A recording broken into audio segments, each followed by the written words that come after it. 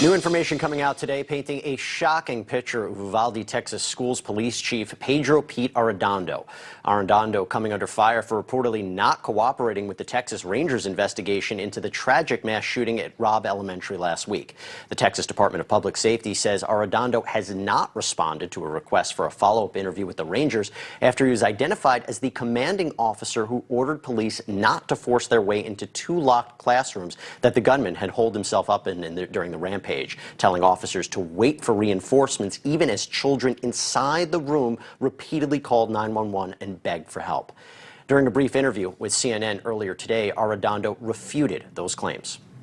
Just so everybody knows, we've been in contact with DPS every day, just so you all know. They say, they say that you're not cooperating. I've been on the phone with them every day. They say you're not cooperating. So just 2 seconds. Just so you know, we've been talking to them every day. Last week, the Texas Department of Public Safety Director Steve McCraw criticized that decision without mentioning Arredondo by name.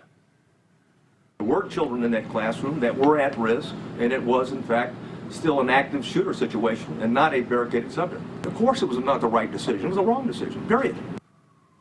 Now, not long after these reports began to circulate, Arredondo was, get this, sworn in as a member of the Uvalde City Council, which he was elected to earlier this month, prior to last week's rampage.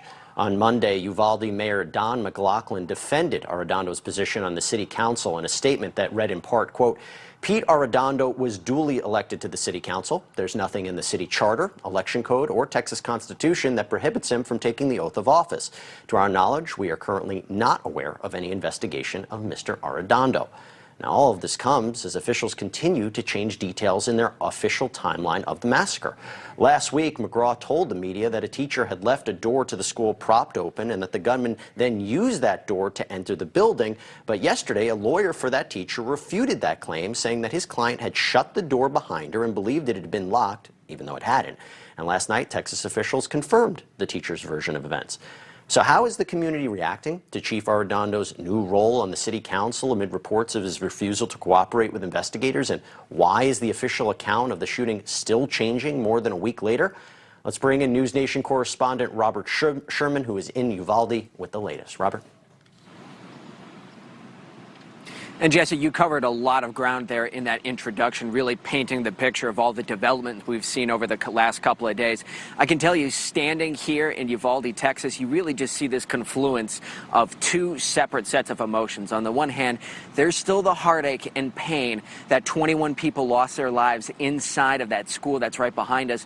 But on the other hand, there's the frustration, there's the anger for the fact that there are still so many questions that are unanswered, and there are still so many things that we don't know. And you mentioned that statement that Arredondo made to another network earlier today, saying that he had been cooperating with Texas DPS and the Texas Rangers, had been in touch with them every day. Well, Texas DPS released a statement yesterday saying that he had not been responding to a couple of their requests for follow-up interviews.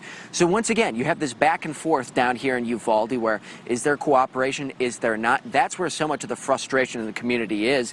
They have a lot of questions about what exactly happened inside that school, why were some of these decisions made, and they would like some answers as to what is going to happen. I will tell you this, is that yesterday Pete Arredondo was sworn in as a city council member, and you know the mayor made the point that there is not a lot in the city charter that can be done at this point, but still you still hear the sentiment that people want accountability for the actions that happened inside of that classroom and would like for some kind of justice to be had here.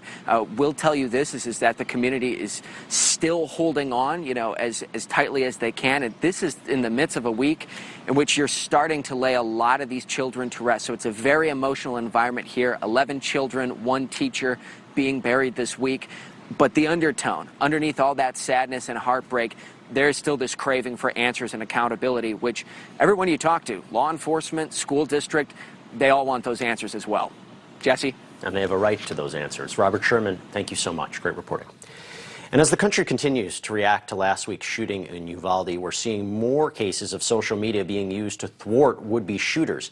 Yesterday, police in Long Island arrested an 18-year-old after they threatened to shoot up a local high school over the weekend. And last week, a 16-year-old Long Island student was arrested for posting threats against a different school. Now, one thing has become increasingly clear in the days following the Uvalde rampage, and that is that warning signs like the ones that police in New York were alerted to were seemingly ignored in Texas. The Uvalde gunman appeared to be a disturbed and detached young man.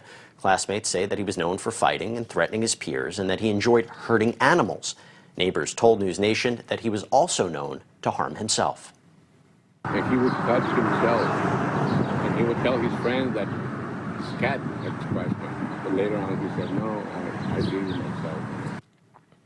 And then there's his reported social media activity. The Uvalde shooter allegedly frequently threatened young girls and women via chat apps. He sent pictures of guns to acquaintances, and he even reportedly discussed carrying out the school shooting in private Instagram chats.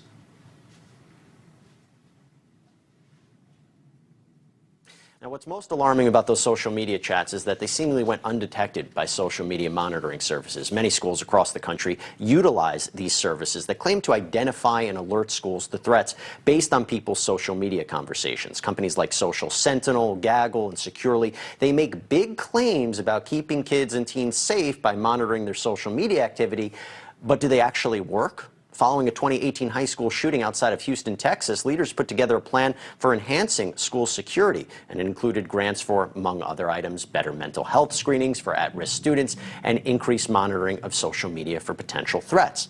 According to a Dallas Morning News report from last fall, Texas now has more contracts between school districts and these kinds of digital surveillance companies than any other state in the country. That same Dallas Morning News report found that between 2015 and 2021, more than 200 Texas school districts used social media monitoring services to keep tabs on their students, including Uvalde, which received a little more than $69,000 in grant money for enhanced school security measures. And over the last 4 years, the Uvalde Consolidated Independent School District has more than doubled its spending on security and monitoring services.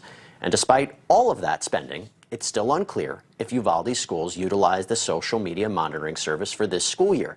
But what we do know is that in 2019, the Uvalde CISD paid for a subscription to Social Sentinel, a monitoring service that claims to use sophisticated artificial intelligence to scan more than 1 billion public posts a day across a variety of services, including Facebook, Twitter, and Instagram.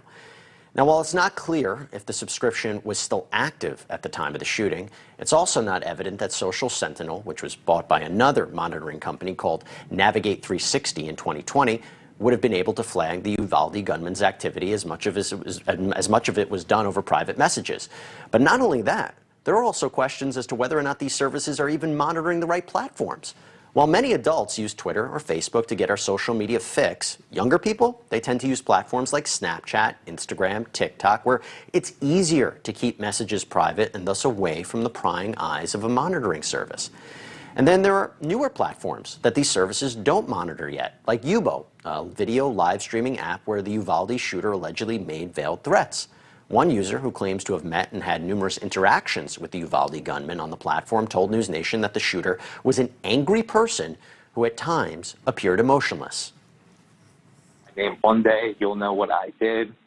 He always kept saying that when people are arguing with him. You'll know who I am. You'll know what I did. You'll remember my name. But even when these services are able to find and flag threatening posts, there's not always a threat to root out. In 2019, BuzzFeed News found that Social Sentinel in particular was susceptible to so-called false positives. These are posts that were flagged as potential threats but were really not threatening at all. Among the innocuous posts BuzzFeed found flagged as potential threats was this tweet from an Ohio basketball coach. Now, this show has been very clear on its stance that the easiest way to stop mass shootings right now is for all of us to pay closer attention to the warning signs that almost always precede these kinds of attacks. But schools can only do so much if the tools they're working with aren't getting the job done. I'm now joined by Morgan Wright, Chief Security Advisor for cybersecurity firm SentinelOne and a former senior advisor to the U.S. State Department's Anti-Terrorism Assistance Program. Morgan, it's good to see you. You know, it seems like these social media monitoring service, they're kind of a mixed bag in terms of the results and effects. What are some of the positive things? What are some of the things they do well? Look, what they can do is what humans can't do. They can scan thousands of sources, look at thousands and hundreds of thousands of things, and try and distill all of this noise out there down to some signals that they can deal with. So there's no way a school district the size of Uvalde or any others could hire 100 analysts the way an NSA might do, or CIA or FBI would do, to look at these things and say, where are our threats? So from a standpoint of saying, can we look at the landscape and get at least some early warning signs? There's some things that they do that actually help out. And so what are some of those things other than that? You know, it's the other thing, too, is just the exact tweet you were putting up there, understanding sentiment to say, look, I could say, hey, look, these workouts are killing me. That doesn't mean I'm going to kill people at the school. So there's a lot of things they can do that can, at least they can help surface it. So bring it and then allow a human to take a look at it and make a qualitative decision. So they do a lot of the quantitative stuff, get a lot of stuff and crunch it and bring it down. But at some point, humans have to look at it and say, like that tweet from that coach, yeah, that's a false positive. But see, that's the danger, too. Too many false positives. It's like having bank alarms. If the same alarm went off on a bank when I was a detective and a trooper, it's like after a while you get this alarm syndrome. You become immune to it. Then the day that there's a real bank robbery, you ignore it and you show up with a sense of complacency because it's always been a false positive. So that's one of the dangers here, too. Yeah, you mentioned some of the shortcomings. I mean, why can't these monitoring systems check private messages on social media platforms? I feel if you can do that, you might really be able to root out threats. Yeah, and here's why. Because when you put things out there like Signal, like WhatsApp, like other ones, they are encrypted end to end. You cannot, there's no way for you to look in. Law enforcement even has that problem. When I worked in that and I worked in the intelligence community afterwards, it is very problematic to get to those messages of terrorist groups, of organized criminals, of transnational groups. So there's no way you're going to be able to get into it that way. But on the other hand, what you have is you have somebody on two sides of the conversation. What we need to do is a better job of getting people to say, just what you were mentioning earlier, Jesse, look at the red flags. Somebody telling me they're going to shoot something up, that's a red flag. Let's report it. People are the first line of defense, and we need to give them better skills, and we need to do a better job with the technology so that people will report this stuff. How does an 18-year-old unemployed kid get the money to afford 2 rifles and a bunch of ammunition? Right. I mean, that's not cheap. Where was the gun owner going? Hey, I sold this. It was legal to do this, but I have a concern because there's no way he should have been able to afford this. So, Morgan, we have about a minute left. Real quick, any real-world examples where they were able to stop something like this, these systems? It's problematic. You were just mentioning some of them, but here's the real thing. We're talking about things that appear to be a strategic threat. We're not sure when it's going to happen. I have yet to see a real documented case of where somebody that day actively was going to go shoot something up and we're able to intercept it and stop it. Maybe there is.